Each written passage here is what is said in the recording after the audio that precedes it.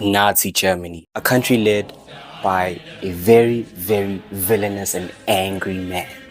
A man who had so much hatred in his heart that he dedicated 5 years of his control over Germany to just eliminating Jews. Modern day America, a country led by an orange dementia patient who is currently wrapped around the thumb of his own administration. Donald Trump, he is called all foreign nationals, aliens, and animals in his country.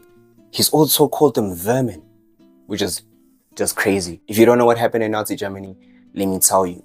So, World War I ends on the 11th of November, 1918, which led to the sign of the Treaty of Versailles. Treaty of Versailles is basically a peace treaty between, all the Allied countries and Germany and Imperial Japan, so on and so forth.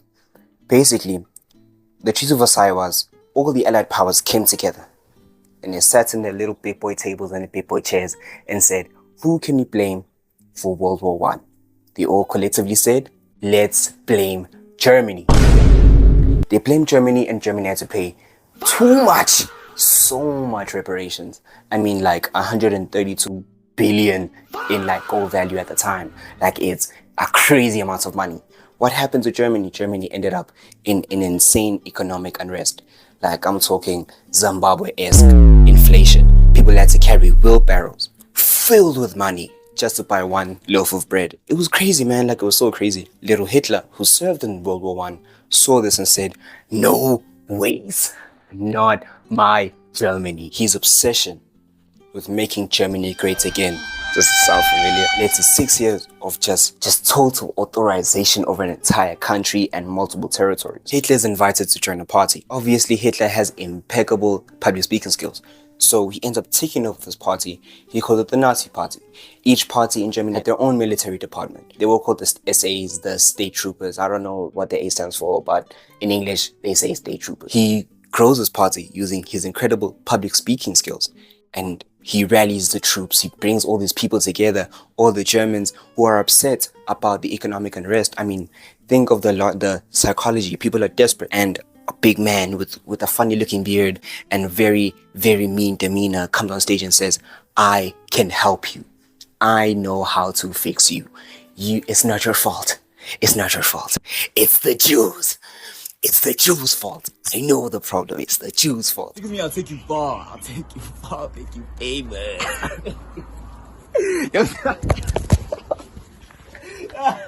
What are you gonna say? You're going to say yes. You're going to say yes. You're going to say yes. It's not because you can say you're going to say yes, G. Like you're going to say yes. Builds his party. He lets all the power get to his head. And then he talks to his friend, one of the senior Nazis. Yo, dog, I want to do a coup. I think me and you twin, we can take over Germany. That is a terrible idea. That is a terrible idea. Let's do it, though. Let's do it. Let's do the terrible idea. Let's do it, though. They go to Berlin with all the Nazis and all the troops. They all stand together and they stand in line and they wait there. Little did they know, someone already snitched. Police come and they start shooting up the place. Somehow Hitler dislocates his shoulder some funny way and then he ends up going to jail for like 5 years. Him going to jail is very important. When he went to jail, this is where he wrote Mein Kampf, which is basically his manifesto for Nazi Germany. He writes all his political beliefs in there. Everything he did was in that book, pretty much. It was just his manifesto for real. During the trial for his treason arrest, it was treason charge, people saw this guy. They were like, yo, the Hitler guy with the funny mustache. Like, that guy is so cool. We mess with that guy for real. The conservatives during Paul von Hindenburg's presidency are like, we can use Hitler, So they put him and they convince Paul von Hindenburg to make him chancellor. Now, at the time, Hindenburg was like deep in his 70s, going into his 80s. He was old, bro. That guy was old. So obviously, he ends up dying in like 1933. But Hitler's smart. During this time before Hindenburg died, he was just cooking. He was so obsessed with making Germany great again. Does it sound familiar? So he accepts being a chancellor. He takes this in 1933, becomes a chancellor of Germany under Paul von Hindenburg. He uses this as a way to catapult his Nazi party. So he just brings them in and they come together and they just do a mass. And Nazi party is in power, basically. They're not necessarily military, but they're there. Like, they're in power. They're recognized. And then the more it happens, as the years go on, he ends up using the Reichstag fire incident, which happened in, like, I didn't do that much research about the Reichstag fire, but something happened. Like, a fire happened, some crazy fire happened. Hitler blamed the communists and said, it's your fault, it's your fault, it's your fault. Which Paul von Hindenburg was like, you know what? You're right, Hitler. You're right. He also uses the enabling party to basically dismantle the entire democracy, and he just cuts everything off. No democracy. It's a one-state country. There's just one state, and that's it. One party, and that's just it. It's just a Nazi's why. Paul von Hindenburg dies in 1934, which is, we knew he was going to go. He was like deep in it. We knew he was going to die.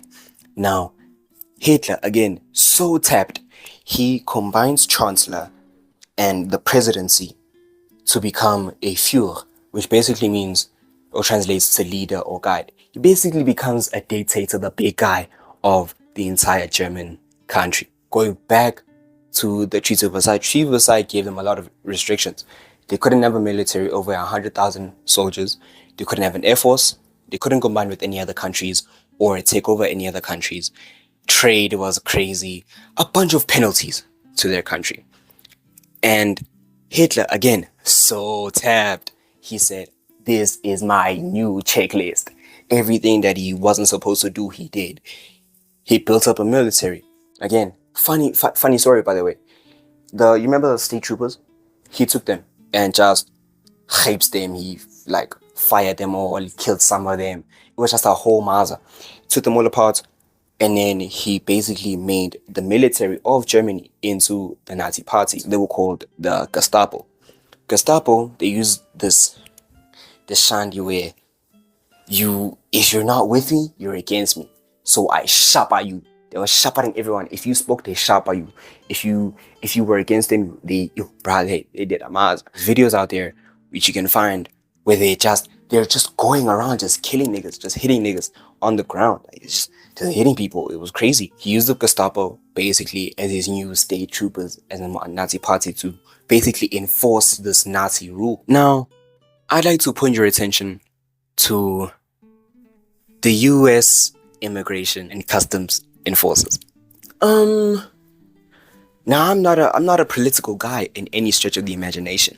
I'm just a funny dude with a funny mic on the internet. There are some similarities you could look at there, like the ICE. There's so many videos out there where they're just doing basically the similar thing that Gestapo did back in Nazi Germany. Rest in peace, Renee Good.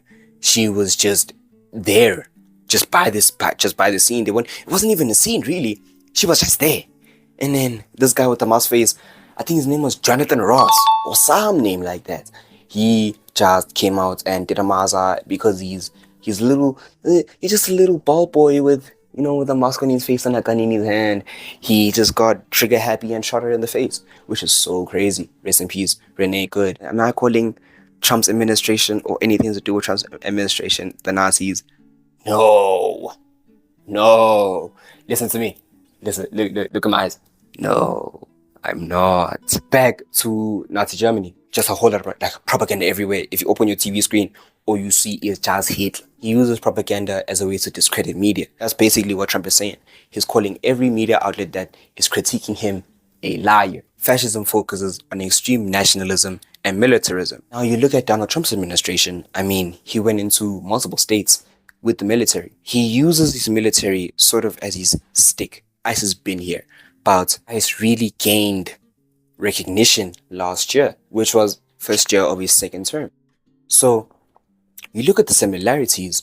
Again, look me in my eyes. I'm not saying he's a Nazi, but when you look at the similarities and everything everything that's just coinciding with each other, you kind of have to use your noggin. But again, I'm not a political guy. I'm not a political guy in any stretch of the imagination. Remember the checklist that I was talking about earlier? He was saying everything that the Treaty of Versailles said he couldn't do, he was doing. Built up a military, built up an air force and all sorts. He took over Austria. He took over Poland. And then he took over France in like 6 weeks. Like, it was crazy. Like, he completely dominated France. It was so crazy. And then Poland as well just took them over fast. Obviously, when he took over Poland, that's when the Allied powers said, whoa, now it's getting serious. Whoa. Now it's getting serious. Let's start World War II. It was taking country by country, taking over every country you could think of. Not every, but like, it was pretty crazy. You look at Trump. Trump right now, I mean, he's involved in Iraq, Iran, Israel. That's a big topic. That's a huge topic on its own. He bombed Venezuela last month, and he's busy talking on press about wanting to invade Greenland and take over Greenland, which again, NATO has said, you can't do it. You can't do it. You cannot do it. And Trump says, and I quote, I will be taking over Greenland, whether they like it or not. So crazy that a president who claims so much not to be a fascist or a Nazi, actually, I'm lying. He's never claimed not to be a Nazi or a fascist. You look at all of these facts that I'm just putting together right now, you really have to think like, come on guys. Again, I'm not calling Donald Trump a Nazi. The US Immigration and Customs Enforcers, they only train for 47 days. Crazy how you can train a federal officer for 47 days. Normally, a federal officer in the United States of America gets trained minimum 6 months. Yo, there's people's lives at risk. Again, like, someone has died, shot in the face by these poorly trained officers. Not a political person, just a history gob.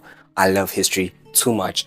And I love just putting pieces together. This is a puzzle that I've been trying to solve for the past couple of days, past couple of weeks. It's been festering in my mind. Also, another person you should probably watch and follow is Premi Sterlin on Instagram. I'll also link his stuff in the description below. You should definitely watch him. Is history repeating itself? No clue. Do I want it to? Absolutely not. That's crazy. A lot of people died during Nazi Germany, and I don't want that to happen again. The numbers in current day America are climbing as we speak. It's a bit techie out there. It's very crazy. I'll see you guys next time. Enjoy your day. Peace.